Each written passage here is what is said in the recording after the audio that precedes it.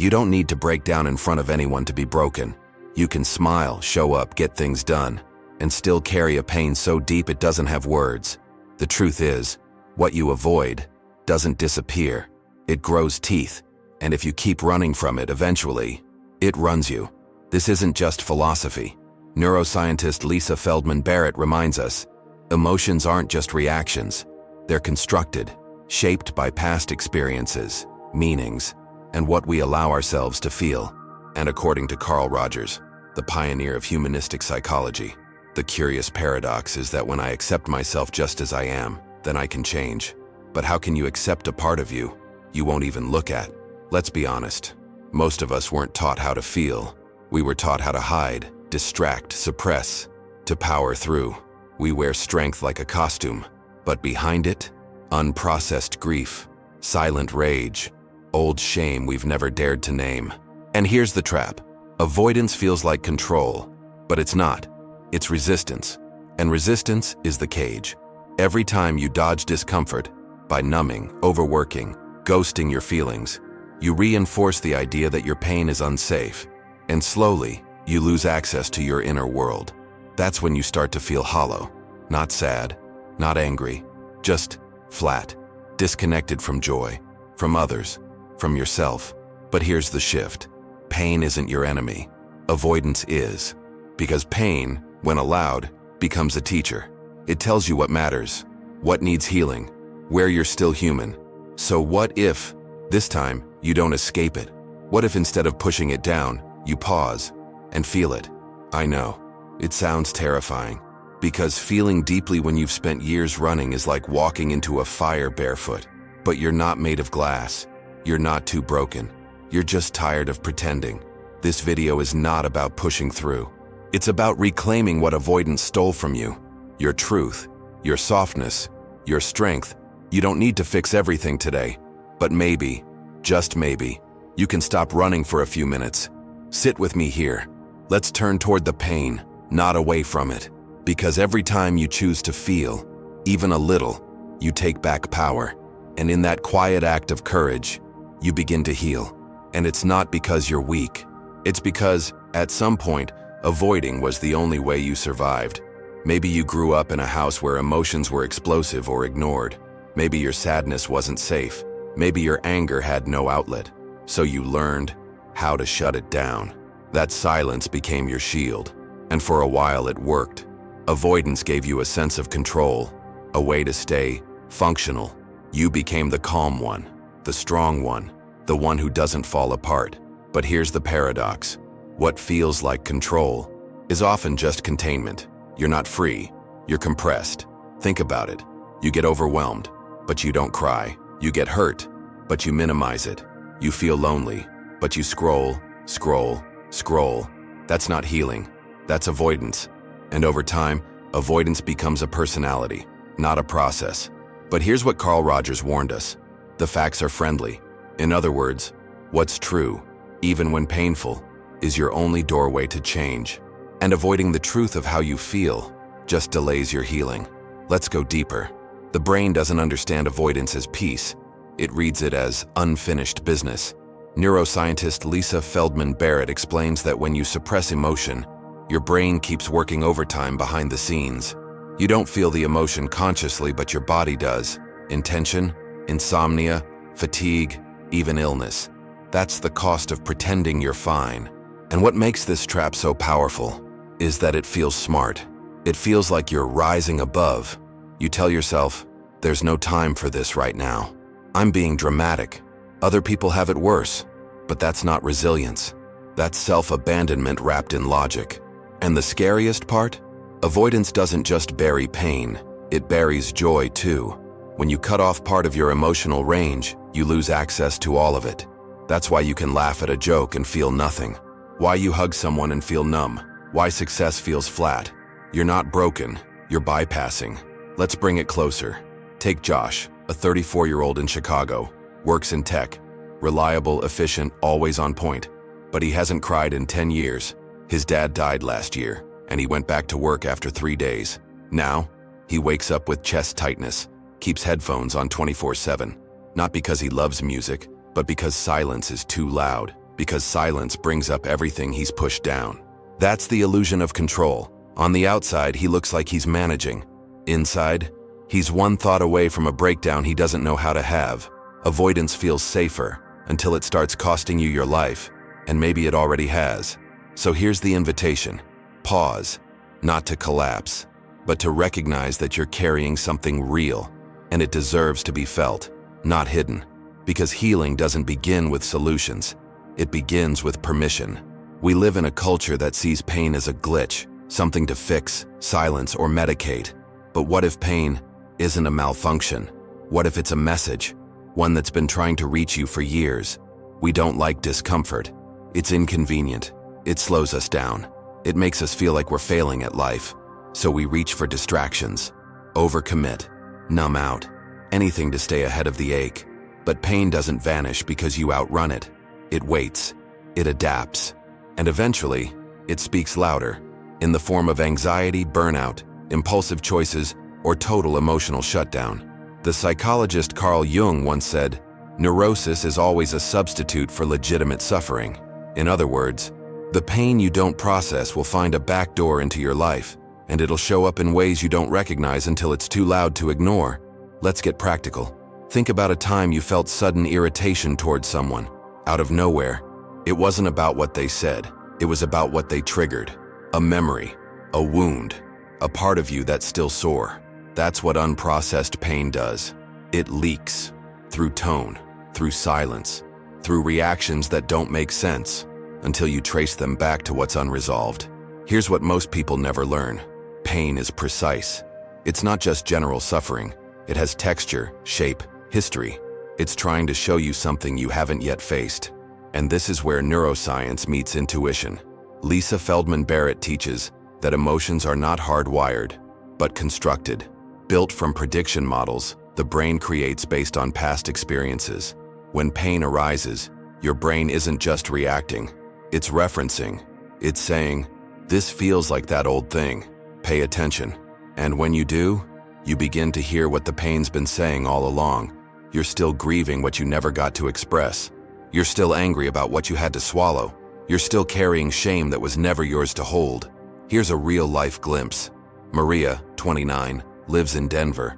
Her job is demanding. She's sharp, competent, and exhausted. For months, she's felt off, but keeps pushing. Then one night, after missing a promotion, she breaks down while microwaving leftovers. Not because of the job, but because, in that quiet moment, she finally heard her pain whisper, "You've spent your whole life trying to earn love by being useful." That's the kind of truth discomfort carries. It doesn't just hurt, it reveals. And once you let pain become a messenger, everything shifts. You stop fearing your emotions. You start decoding them. You learn to say, "This isn't just pain, it's a signal." So the next time discomfort rises, don't numb it. Don't rush to fix it. Sit with it, just long enough to ask, "What are you trying to show me?" Because when you truly listen, you don't just heal, you become whole. It seems harmless at first. You ignore one emotion, you brush off one memory, you laugh off one heartbreak. But suppression isn't selective. You can't mute sadness without also lowering the volume on joy. You can't block out anger without also numbing your capacity for passion, for power, for clarity. When you suppress your pain, you shrink your emotional range, and the world starts to feel dull.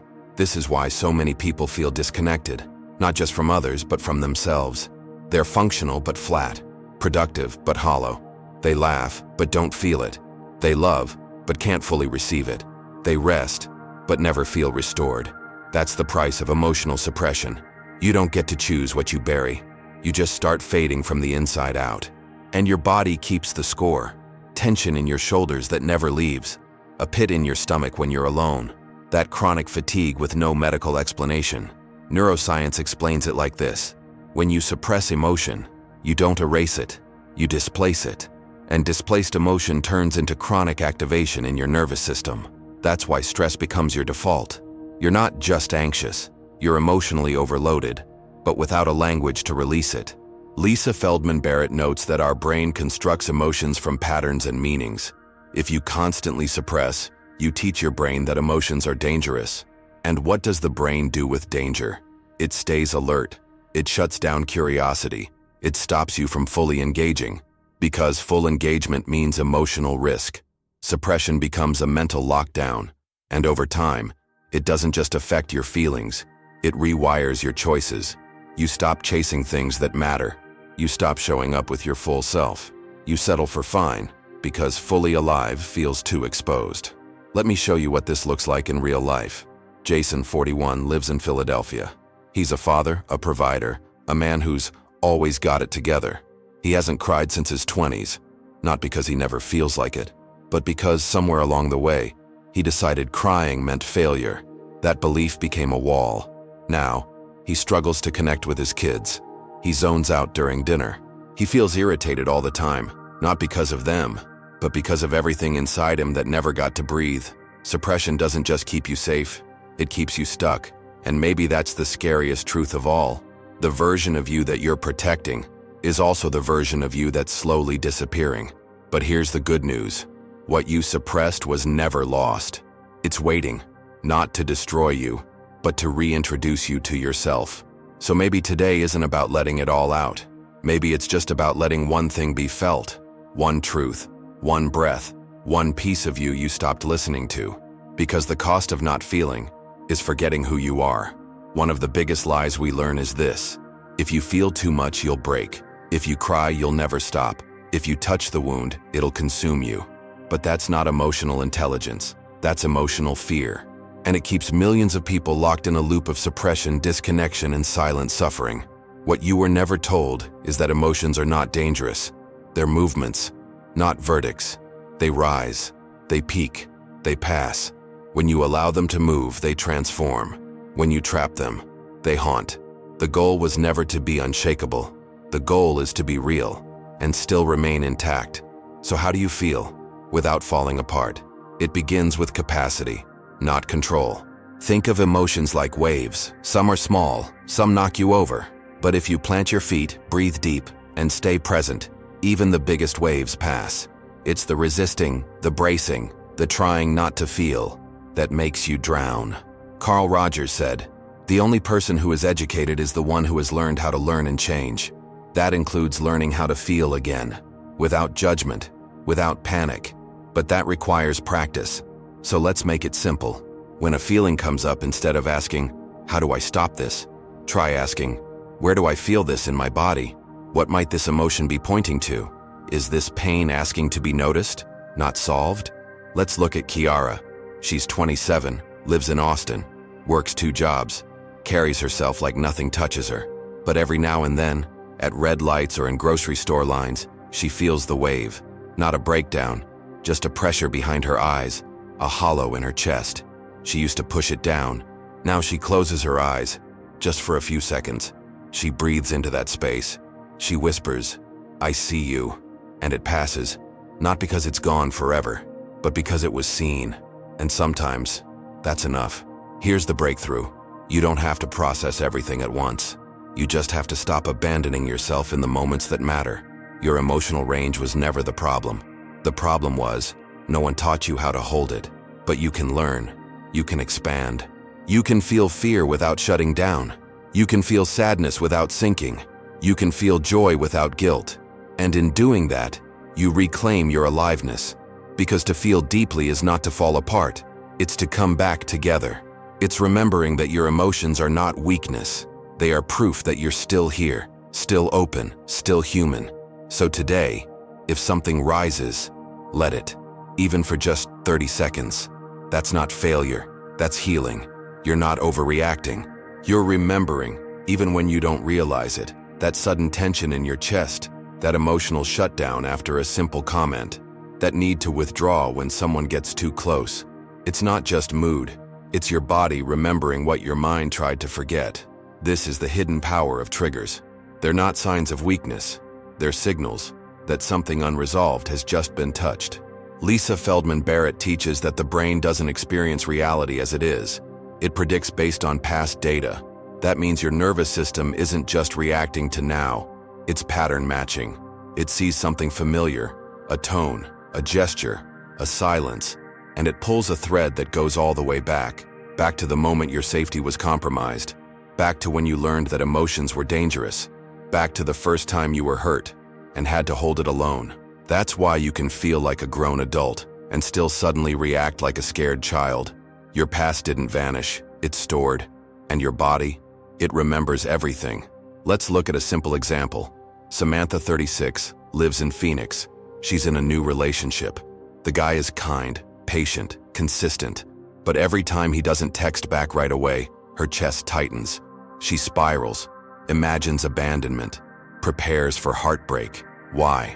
Because the last man she loved ghosted her after she opened up. Her body still associates silence with emotional disappearance.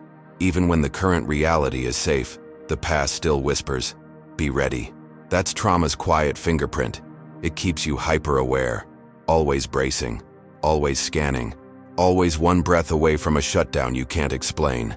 But listen, this isn't hopeless, because once you recognize that you're triggered, you're already halfway to freedom. A trigger isn't the enemy, it's an invitation. A flashlight in the dark saying, "There's something here that still hurts. Will you come see it?" And no, you don't have to relive it. You don't have to dissect every wound. But you do need to stay with yourself in the moment. To say, "This feels old. This isn't about just this moment. I'm safe now, even if I don't feel like it yet." Carl Rogers believed that real healing happens in environments of unconditional presence. What if you became that environment? For yourself, no judgment, no fixing, just staying, just breathing, just witnessing the echo, and not running from it. Because when you don't abandon yourself in a trigger, something powerful happens. You rewrite the response. You build emotional muscle. You show your nervous system, "We're not back there anymore. We're here. We're safe. We're healing." The past may still whisper, but now, you're learning how to answer. It sounds strange, doesn't it? To want healing, but resist it. To crave peace, but push it away when it comes close. To say, "I just want to feel better," and still sabotage every opportunity to do so. But this resistance isn't laziness. It's not self-sabotage in the way most people think. It's protection. Your brain is doing what it was wired to do. Keep you away from perceived danger. And healing, real healing, often feels dangerous. Because healing requires one thing the survival mind hates: feeling. To heal is to lower your guard, to touch the pain instead of bypassing it, to stop outrunning the grief, the fear, the rage you buried so long ago. And when you've lived your whole life armored up, taking off that armor feels like vulnerability. And vulnerability, to a mind trained in trauma, feels like death. Let's be real. Healing is not all soft music and journal prompts. Sometimes it's messy. Sometimes it gets worse before it gets better. Sometimes it unearths things you weren't ready to name. So the resistance makes sense. It's not failure. It's a form of inner conflict. One part of you wants freedom. The other part wants familiarity, even if that familiarity is pain. Let's make it concrete. Marcus, 38, in Atlanta. He's in therapy. He reads the books. He says he wants to change. But every time he starts getting close to his real emotions, he bails, reschedules the session, distracts himself with work, picks a fight with his partner. Why? Because he's afraid that if he really feels it, he'll collapse. He was never shown what it looks like to fall apart and survive. This is why resistance isn't your enemy. It's a signal. It says, "There's a younger part of me that's still afraid. Can we slow down?" Lisa Feldman Barrett reminds us, the brain doesn't respond to truth. It responds to perceived threat. If emotions were once dangerous, your body coded that. Now, anything that resembles emotional openness triggers the alarm. Even love, even rest, even joy. So how do you move through it? With gentle exposure. Not forcing, not pretending, just slowly teaching your system. Feeling won't destroy me. I can cry and not unravel. I can sit with pain and still return to life. Start with micro moments. One breath of honesty, one pause before numbing, one act of staying when everything in you wants to run. That's healing, not a leap, a lean, not a breakthrough, a return to what you once had to abandon just to survive. And here's the most beautiful part. The fact that you're resisting means something is waking up. Something in you wants to come home. Let it. There's a moment. It's not dramatic. No violins, no spotlight. Just stillness. The kind of stillness that feels like holding your breath underwater and finally choosing to come up for air. That's what it feels like when you stop avoiding and let yourself feel. Not chaos, not collapse, but clarity. For the first time, you see your pain not as something to fight, but as something that's been fighting for your attention. It's not a monster, it's a message. And when you stop running, it finally speaks. You may cry, you may tremble, you may sit in silence for hours, unsure of what just cracked open. But that's not weakness. That's the armor falling away. Something sacred happens in that moment. The body exhales. The nervous system softens. The war inside quiets. Here's what no one tells you about emotional release. It's not just about pain. It's about reconnection to your own truth, to the parts of you that were exiled for being too much, to the feelings you once buried because the world told you they were inconvenient. Now they're back, not to punish you, but to reunite you with yourself. Let's bring this into a real story. Jordan, 33, lives in Seattle. High achiever, always composed, always in control. Until one night he watches a documentary, something about loss, memory, and regret. And suddenly, he breaks. No warning, just tears. Heavy, long, uncontrollable. But here's the twist. Afterward, he doesn't feel weak. He feels awake, like something unblocked inside. He goes for a walk, feels the wind, hears the sound of the city, and for the first time in years, he feels present. That's the power of feeling. It brings you back to the moment, not the one you imagined, not the one you feared, but the one you're actually in. And it's in that space, that real raw now, that healing begins to root. Carl Rogers believed that when people are accepted fully, without condition, they grow in powerful and surprising ways. What if that acceptance could start with you? Not when you're better, not when you're over it, but right here, messy, emotional, cracked open. Because what happens when you finally let yourself feel is that you stop being a stranger to yourself. You reclaim every version of you that ever felt invisible. You begin to trust your own heart again. And yes, it's scary, but it's also real. And real is where the light gets in. So when it happens, when that quiet wave rises inside, don't run, don't numb it, don't label it. Let it rise, let it break, let it show you what's been waiting to be seen.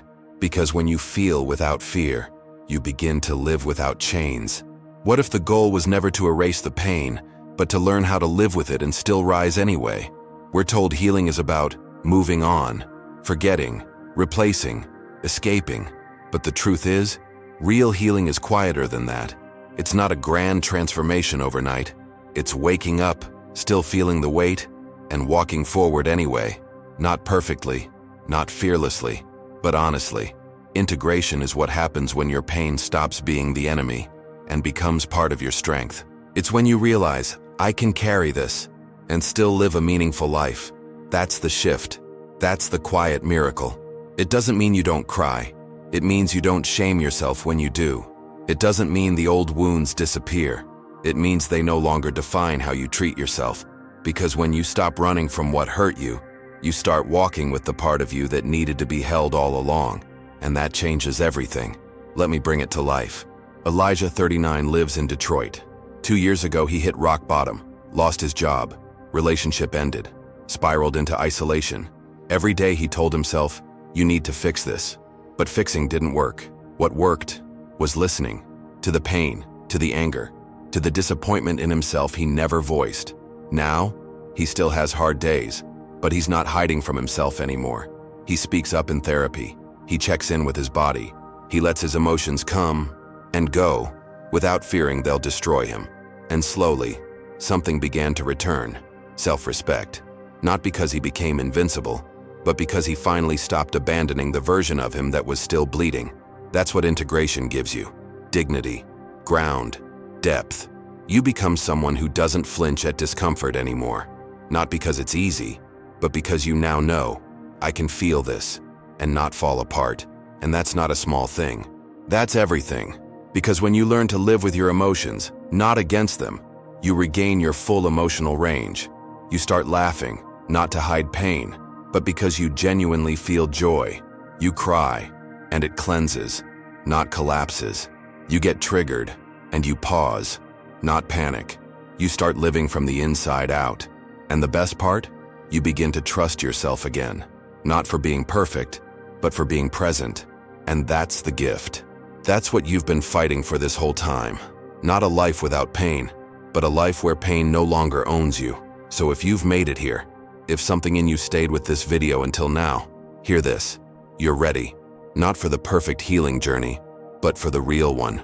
The one where you show up exactly as you are and build a life anyway. Because this pain, it shaped you, but it doesn't get to write your ending. You do.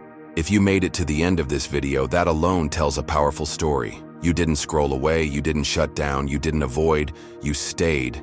And maybe, for the first time in a long time, you felt something move inside again. That matters, because healing doesn't begin with some perfect plan. It begins with presence, with sitting in the storm and whispering, "I'm still here." What you just heard wasn't content. It was an invitation to live differently, to stop outsourcing your peace to avoidance and start rebuilding it inside yourself, brick by brick, truth by truth. And you don't have to do it alone. Here at Leaked Mind, we're not chasing fake motivation. We're not selling fantasies. We're here to feel what's real, together. So if something in this video cracked you open, if a line hit you like a mirror, if your silence was finally understood, then this space is yours. Subscribe to stay close to this kind of depth. Comment what part of this video felt like it was speaking directly to you. It's not just engagement, it's embodiment. When you write it, you reclaim it. And if someone you care about is carrying a pain they don't talk about, send this to them, not as a solution, but as a light. Because sometimes all it takes is one real voice in the dark. You stayed, you felt, you remembered that even the parts of you you thought were too broken are still whole enough to come back to life. And that's the beginning, not of escape, but of real freedom. We'll be right here when you're ready for the next step. You're not behind, you're not alone, you're not lost, you're just waking up. And this time, you're bringing all of you with it.